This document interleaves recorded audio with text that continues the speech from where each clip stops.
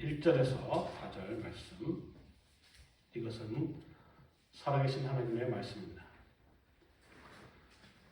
그러므로 너희가 그리스도와 함께 다니시 살리심을 받았으면 위의 것을 찾으라. 거기는 그리스도께서 하나님 우편에 앉아 계시느니라. 위의 것을 생각하고 땅의 것을 생각지 말라.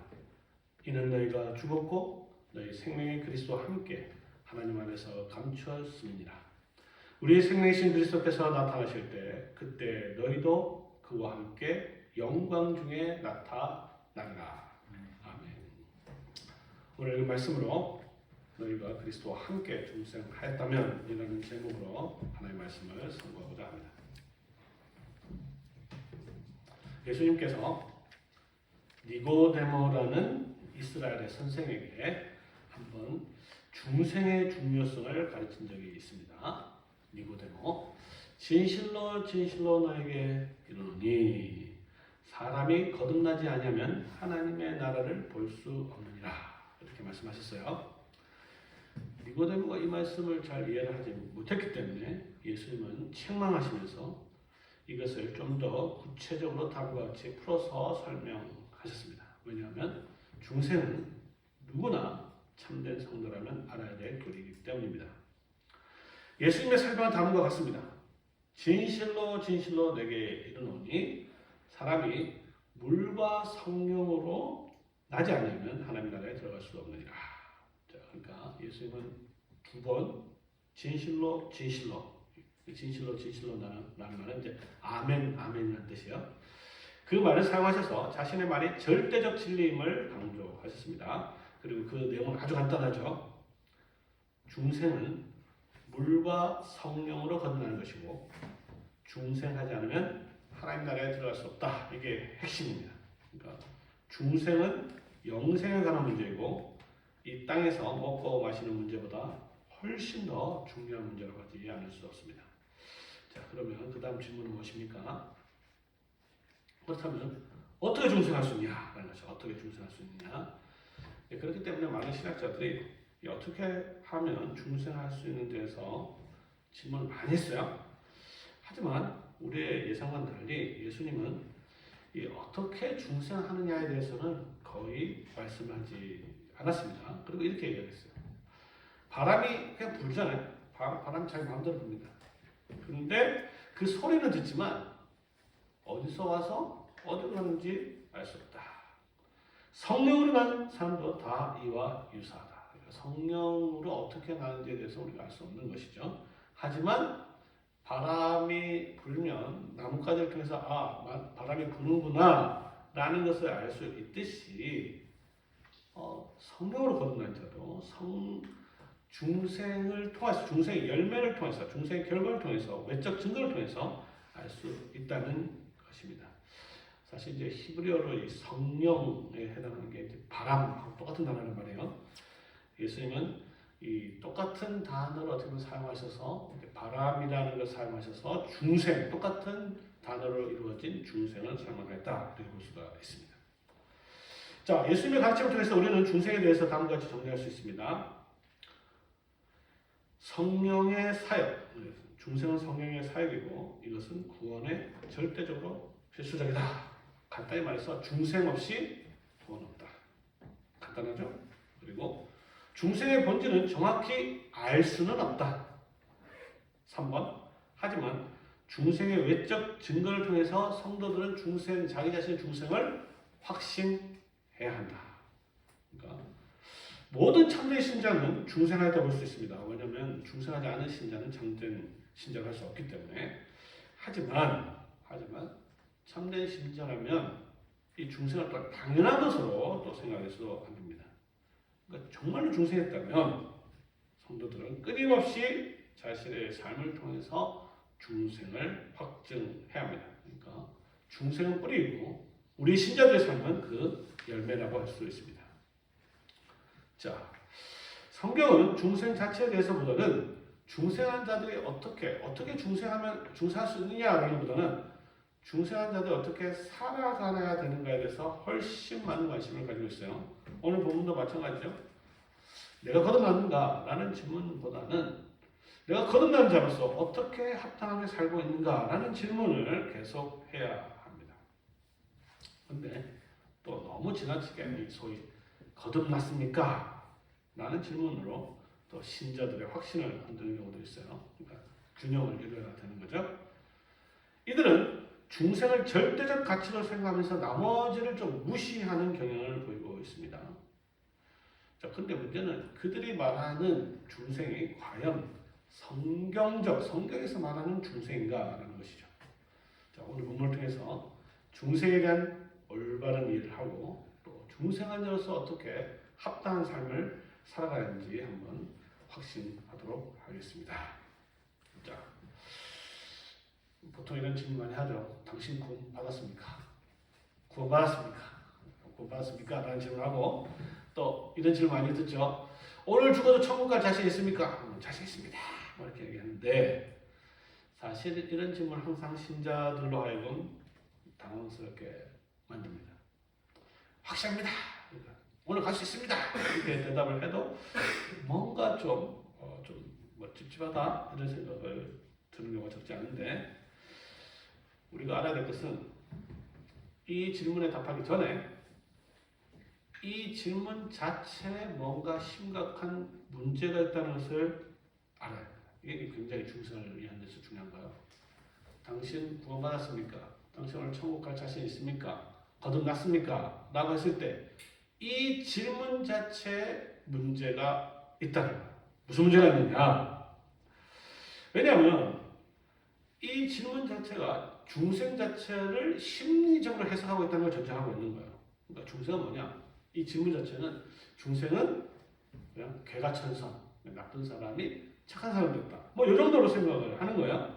만약 이렇게 중생을 이해하면요, 상당수, 특별히 모태신자, 우리 자녀들 있잖아요. 모태신자들은 이런 질문에 대해서 답을 하기 굉장히 쉽지 않아요. 왜? 이전에 옛날에 내가 나쁜 사람이었더니 그렇게 나쁜 사람인 적이 없거든요. 물론 아담의 범죄에서 원죄 안에서 그야말로 지옥과 영원한 형벌을 갈 수밖에 없는 그런 원죄에 대한 인식이 있지만 내가 어떻게 나쁜 사람이었다가 예수 믿고 나서 중생에서 좀 착한 사람이 됐다. 이건 없단 말이에요. 없기 때문에 거듭났습니까? 했을 때 자신 있게 물론 확실하게 어떤 거듭난 경험이 있으면 네 라고 하겠지만 그런 경험이 없으면 답을 하기가 쉽지가 않다는 것이죠. 왜 그렇습니까? 중생을 심리적으로 생각하는 거예요. 자, 그러면 이제 중생을 올바로 또 정확하게 알기 위해서 오늘 본문에 따르면 가장 중요한 개념이 있어요. 오늘 본문에 따르면 가장 중요한 개념은 함께라는 단어입니다. 함께라는 단어를 빼버리면 모든 중생에 대한 논의는 또 생각은 잘못된 것이다. 이렇게 볼 수가 있어요. 오늘 우리가 읽은 짧은 본문에는요, 함께라는 단어가 3번 들립니다. 함께. 이제 3번. 1절에 그리스도와 함께. 그렇죠? 3절에서도 그리스도와 함께.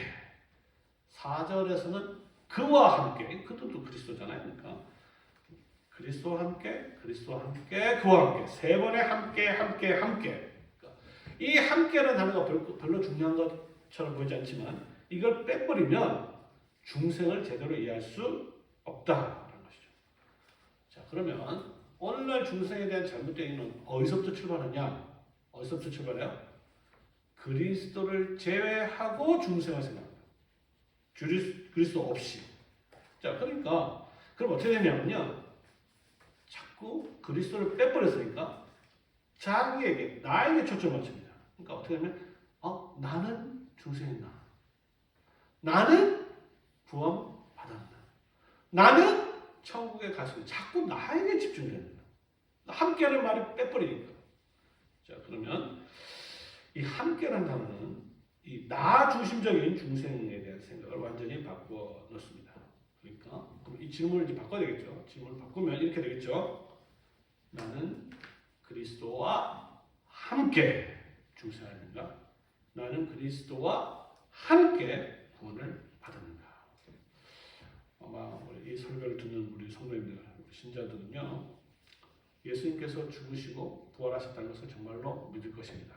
분명히 믿죠. 자, 믿는데 여기서 만약에 여기서 끝나면 우리의 신앙이 여기서 끝나면 그 믿음은 소위 말하는 역사적 믿음이에요. 역사적 믿음. 이건 틀린 믿음이 아닙니다. 역사적 믿음을 믿으면 사실은 이것만 해도 대단한 거죠. 왜냐하면 불신자들은요, 예수님이 죽으셨다는 믿겠죠. 하지만 부활하는 걸 믿지 않습니다. 우리는 예수님께서 죽으시고 부활한 걸 믿죠. 이것만 해도 대단한 신앙입니다. 하지만 우리를 구원하는 믿음은 거기서 끝나면 안 되는 거죠. 왜냐? 우리를 구원하는 믿음은 예수님께서 죽으시고 부활하셨다를 믿는 게 아니라 우리도 예수님과 함께 죽고 함께 부활하였다. 요거를 믿어야 돼요. 이거를 믿어야 이 믿음이 우리를 구원하게 된다. 이게 오늘 중생에 대한 골로새서의 아주 중요한 가르침입니다. 그러니까 나도 그리스도와 함께 죽고 함께 부활하였다는 것을 믿지 못한다면 그 믿음은 사실 우리 믿음과 아무 상관없죠. 우리가 중생을 믿지 못하는 이유가 뭡니까? 확신하지 못하는 이유는, 가장 큰 이유는 그리스도와 나를 분리시키기 때문이죠. 또는 그리스도는 그리스도, 나는 나라는 생각이 중생의 확신을 흔들리게 하는 것입니다. 우리는 웨슬리 신앙고에서 계속 배우고 있는데 10장을 통해서 중생이 어떻게 일어나는지 잘 알 수 있습니다. 외적인 말씀인 설교, 부르심을 통해서 외적인 부르심이 있죠. 그 외적인 부르심에 성령께서 역사하면 효과적 부르심이 일어나고 우리의 지성과 마음과 의지가 변합니다. 그리고 그 결과로서 그리스도를 믿게 되는 것이죠. 우리가 정확하게 이게 언제 일어났냐, 어떻게 일어났는지 알 수 없습니다. 그러나 우리가 알고 있는 지금 믿고 있다는 건 확실하죠. 우리가 지금 그리스도를 믿고 나도 그리스도와 함께 그리스도와 죽고 살았다는 걸 믿는다면 중생한 결과라는 것이죠. 중생하지 않는 자와 이와 같은 믿음을 가질 수는 없습니다. 중생하지 않는 자는 예수님께서 옛날에 돌아가시고 부활하셨다. 이거 믿을 수 있어요. 하지만 나도 정말로 예수 그리스도와 함께 죽고 함께 살았다는 것은 정말로 믿을 수 없습니다. 이 참된 믿음, 그리스도와 함께 죽고 함께 살았다는 이 믿음을 통해서 우리는 그리스도와 하나가 되고 그 결과 그리스도의 모든 사역에 참여하게 되는 것입니다. 그 모든 사역을 한 단어로는 이제 십자가라고 할 수 있어요. 십자가. 그리스도의 모든 사역인데 그 모든 사역은 십자가에 모아져 있습니다. 그리고 이 십자가는 죽음과 부활로 구성되어 있는 것이죠. 그러니까 예수 그리스도의 죽으심과 부활이 오늘 우리 신자들에게 적용된 게 뭐냐? 이게 바로 중생이다.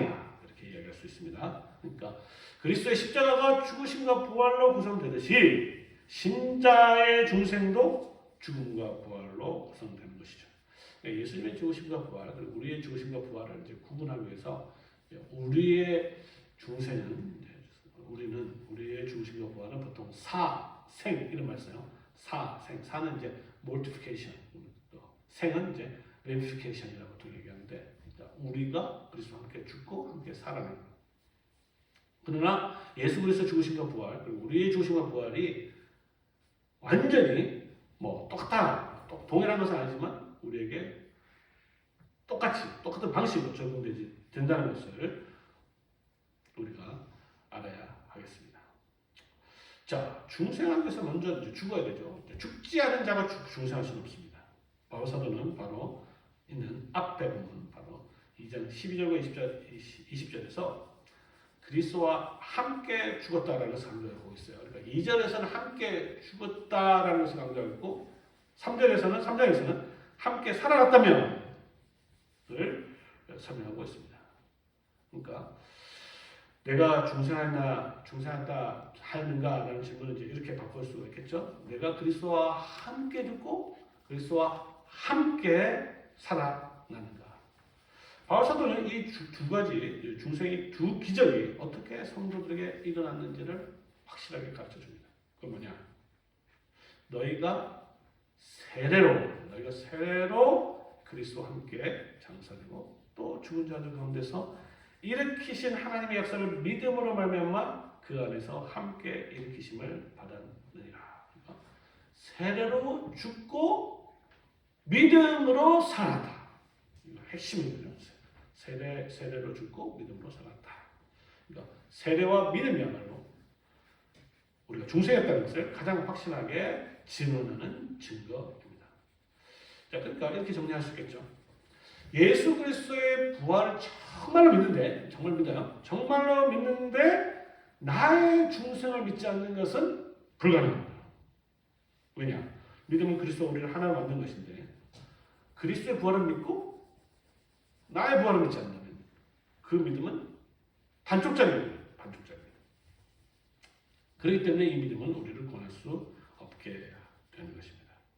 그러니까 만약에 우리가 정말 그리스도의 부활을 정말 믿는다면 그 믿음을 통해서 우리가 중생한다는 것은 너무나 자명한 거죠. 그렇지 않다면 그리스도께서 부활하실 이유가 없었기 때문입니다. 자, 이제 거듭났습니까? 라는 질문을 이렇게 바꿔봅시다. 이제 거듭났으니 그리스도와 함께 거듭났으니 도대체 어떻게 살아야 할까요? 어떻게 살아야 하는가?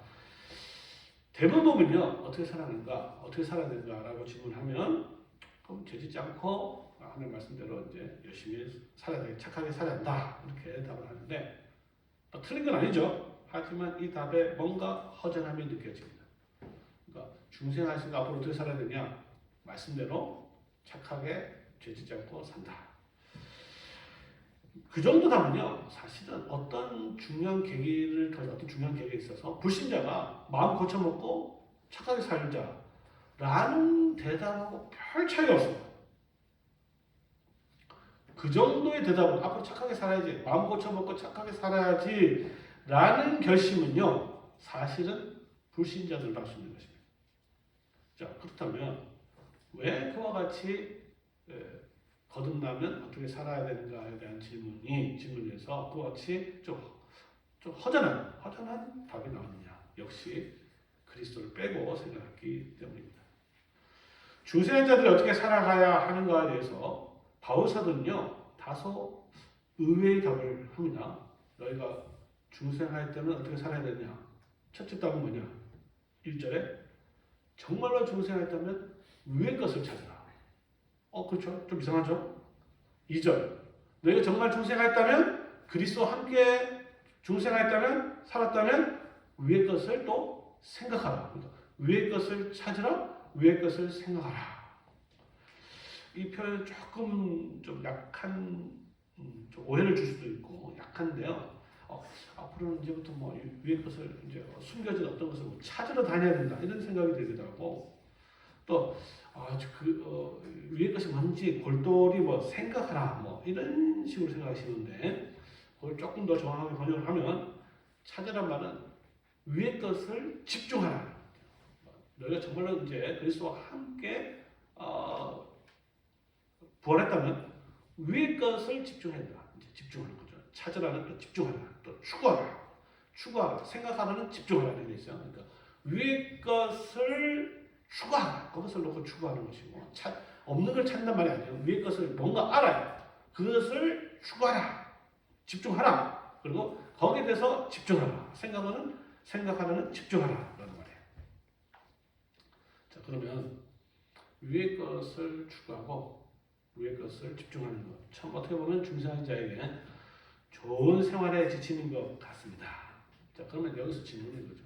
도대체 중생과 위의 것이 어떻게 연결되느냐라는 것이죠. 중생한 사람이 왜 위의 것을 추구하고 위의 것을 집중해야 되는가?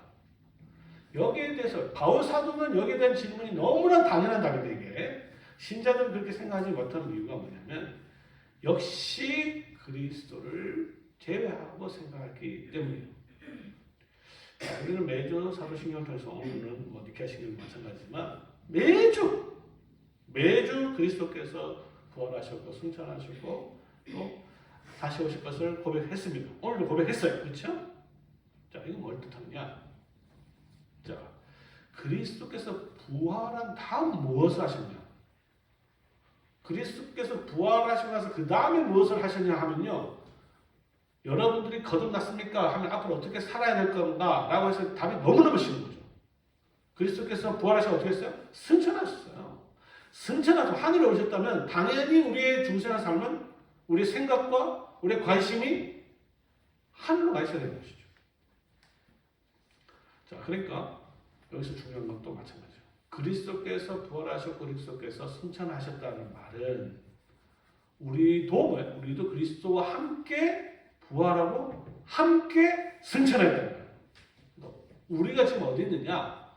우리도 그리스도와 함께 있다. 그리스도께서 어디 계세요? 하늘에 있어요. 그럼 우리도 함께 계신다는 거예요. 이건 참 진짜 믿음으로 이해하기 쉽지 않은 건데. 자, 근데 너무너무나 논리적으로는 당연합니다. 자, 우리가 십자가로 그리스도와 함께 죽었어요. 믿죠? 이건 진짜 믿어요. 우리가 그리스도와 함께 부활했습니다. 이것도 믿어요. 그런데 왜 그리스도와 함께 승천하였냐? 이건 안 믿어지느냐는 것이죠. 승천하셔서 구속사역을 다 이루신 그리스도는 이제 하나님 우편에 앉아 계십니다. 이것은 무엇을 뜻하느냐? 그리스도와 함께, 그리스도께서 하나님 보좌 우편에 앉아 있다는 것이죠. 자, 그리스도와 함께 부활하고 함께 승천하였다면 또 어떻게 돼요? 함께 그 하나님 보좌 위에 함께 앉아 있다는 것도 같이 믿어야 하는 것이죠. 제 생각에는 오늘날 우리 한국교회 신자들, 많은 신자들이 신앙이 부활의 신앙에서 좀 멈춰 있는 것 같아요. 부활의 신앙은 그다음 어디로 나가야 됩니까? 승천으로 나가야 돼요.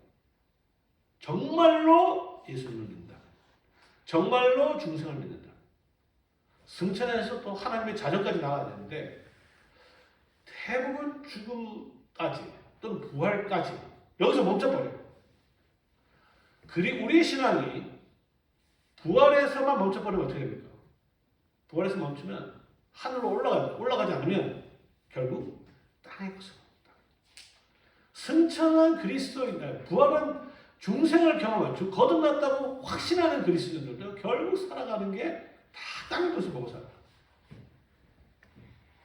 만약에 우리가 이 중생을 정확하게 한다면 부활이 또 승천으로 또 승천에서 좌정으로 우리의 신앙이 성장한다면 그러면 바울 사도가 말했듯이 우리의 삶은 너무나 당연한 거죠. 뭡니까? 위의 것을 추구하고 위의 것을 집중하는 그렇게 살아갈 수밖에 없는 것이죠. 그 이유는 뭐냐? 우리와 함께 사신 그리스도께서 그것에 계신다. 그리고 바울사도는 그 그리스도를 가리켜서 예수 그리스도를 우리의 생명이라고, 우리의 생명이라고. 예수님이 뭐라고 했습니까? 내가 곧 길이요 진리요 생명입니다. 그런데 예수님 스스로 그렇다는 게 아니라 우리의 생명도 예수님의 생명이었지. 예수님은 모든 생명의 주인이시라는 것이죠. 그러니까 예수님이 바로 우리의 생명이시다. 그리고 바울 사도는 우리의 생명이 그리스도와 함께 하나님 안에 감춰졌다. 감춰졌다는 말은 보호받는다. 우리 생명이 그리스도와 함께 있고 그 안에서 감춰져 있고 보호받고 있다. 그러니까 우리가 승천을 부활하였다면 승천의 신앙으로 나아가야 되고 그리고 그리스도를 바라봐야 되고 그리고 그리스도 안에 있는 생명 우리도 그와 함께 있으니 그것에 집중해야 된다는 것이죠. 물론 그러니까 결국 이제 우리가 위의 것을 보고 위의 것을 찾고 집중하는 말은 하늘만 쳐다보면서 이제 사는 말은 아니에요. 왜 위의 것을 보고 살아야 돼요? 위의 것을 집중해야 되냐? 위에 누가 계세요? 그리스도께서 계신다는 것이죠. 그러니까 위의 것을 추구하라, 위의 것을 집중하라 말은 승천하신 주님, 또 우리의 생명이신 주님을 바라보고 그분을 추구하고 의지하고 살라는 뜻입니다. 자, 이렇게 우리의 신앙은 승천과 이제 죽으시고 부활 그리고 승천에서 좌정까지 가야 되지만 위의 것으로 가야 되지만 승천과 좌정에서도 멈춰서는 안 되는 것이죠. 오늘 또 사도신경을 고백하고 니케아신경도 고백했지만 특히 니케아신경은 이렇게 고백하고 있어요. 사도신경을 통해서 좌정의 신앙이 하나님 우편에 앉아 계시다가 그 다음 뭐예요? 심판하는 것이 재림으로 이어지고 있는 것이죠. 그리고 그 재림은 거기로부터 즉 성부의 우편에서부터 시작됩니다. 오늘 우리는 니케아신경을 통해서 뭐라고 고백했습니까? 영광 중에서 영광. 성부의 우편은 영광이 아니고 영광 중에서 다시 오실 것이고 그분의 나라는 영원한 무궁할 것입니다. 라고 고백하고 있어요. 그리고 사도신경을 개신경을 통해서 그 재림의 목적은 무엇입니까? 산자와 죽은 자를 심판하러 오시는 것이죠. 성도 여러분, 이 재림에 대해서 어떻게 생각하십니까? 또 계속 강조하는 것은 재림도요. 우리가 그 신자를 떨어놓으면 안 돼요. 분리하면 안 돼요. 재림은요. 주님 홀로 하시는 게 아니죠.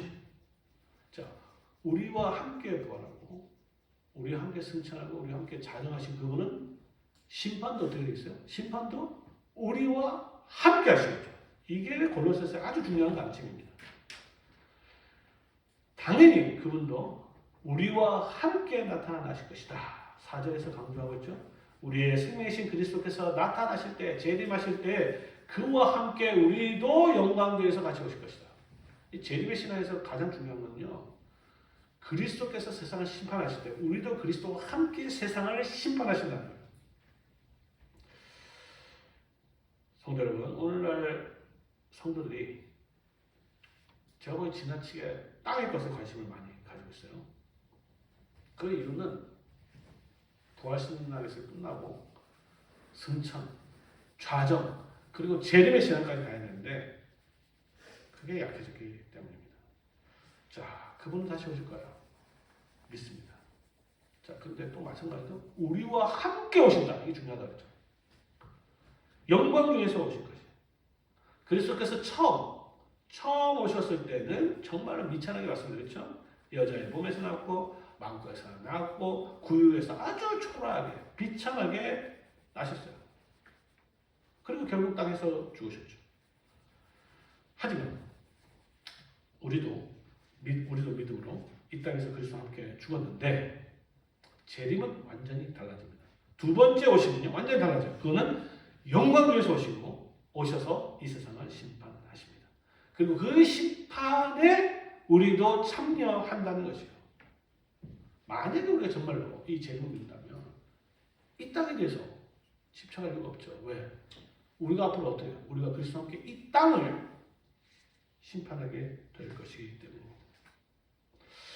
위의 것을 추구하라는 말은요 뭔가 고상하고 신령하고 뭐 별걸 하라는 말은 아니에요. 결국 위에 계신 그리스도를 추구하라는 말입니다. 그 위라는 것은 창설 개념이 아니고 누가 계시느냐 그런 개념이죠. 그리스도께서 계신 곳이 바로 위다, 하늘이다 이렇게 생각할 수 있습니다. 이 땅의 것을 생각하지 말라면요 땅에 있는 아무것도 무관심하라 이런 말은 아니죠. 바로 5절 원래는 그 다음 절부터 땅이 뭔지 설명하는데 땅에 있는 지체를 죽이는 땅에 있는 지체. 그건 뭐냐? 음란, 부정, 사욕, 정욕, 사욕 뭐 이런 거예요. 탐심.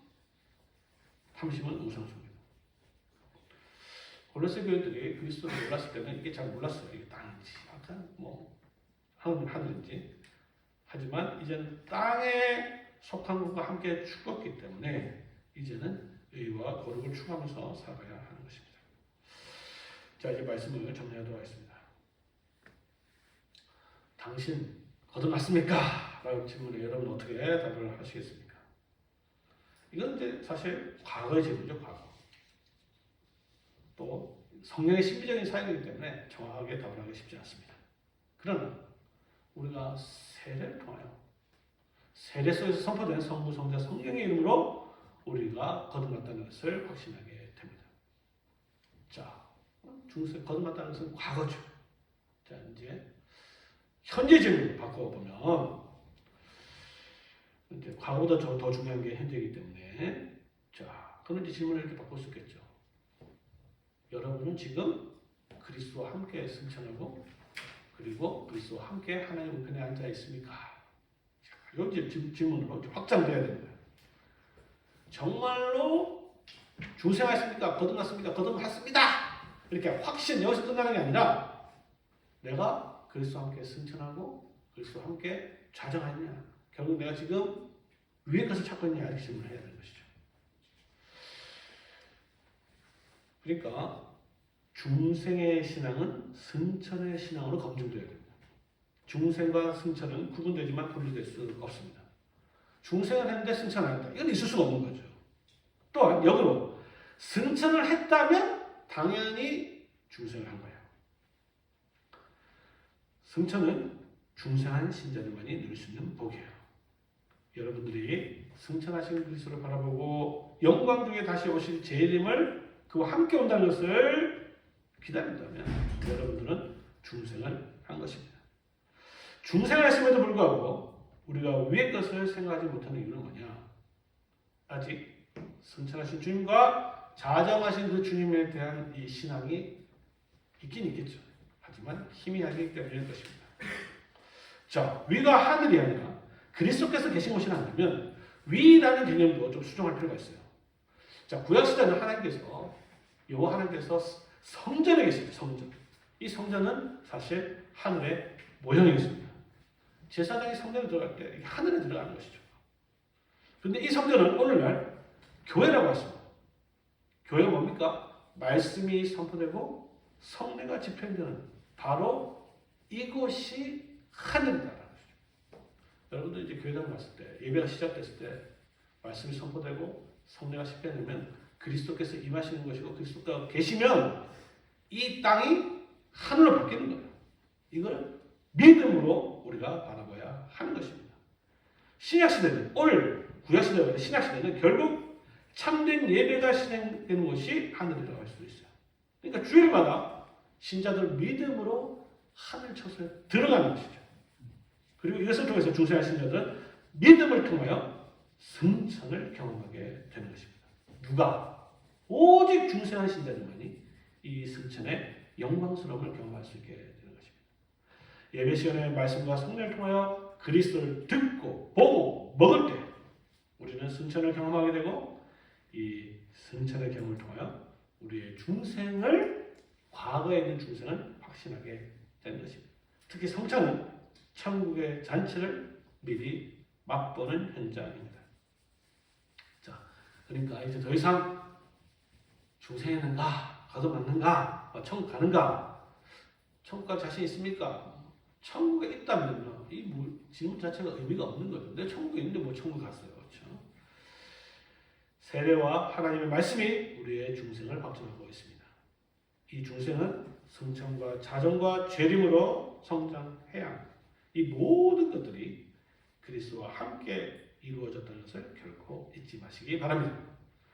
그리스도의 사역과 우리를 별개로 생각하는 순간 우리의 확신이 흔들리게 됩니다.